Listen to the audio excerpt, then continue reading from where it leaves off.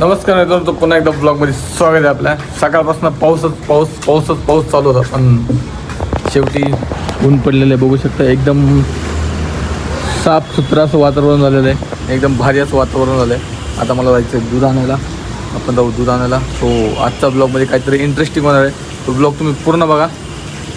आणि ब्लॉगमध्ये जर कमी म्हणजे चॅनलवर जर कोणी नवीन असेल चॅनलला लाईक शेअर आणि सबस्क्राईब करून टाका. तर भेटू आपण थोड्याच वेळात.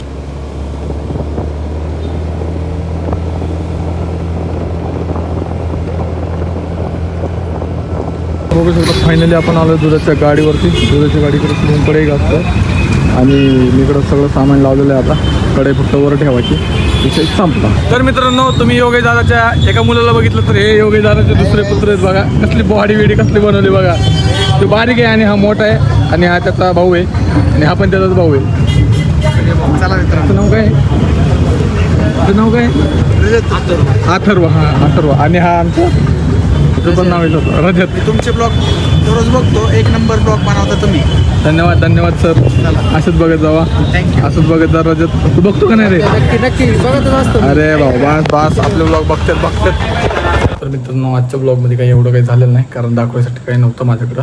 प्रॅक्टिस झाली. प्रॅक्टिस नंतर दुधाच्या गाडीवरलो. दुधाच्या गाडीनंतर मी आत्ता घरी आलो. दुधाची गाडी वगैरे बंद केली, कडे वगैरे घासली आणि आता आलो घरी. सो ब्लॉग आवडला असला ब्लॉगला लाईक शेअर आणि सबस्क्राईब करा. सो भेटू आपण पुढच्या ब्लॉगमध्ये. धन्यवाद.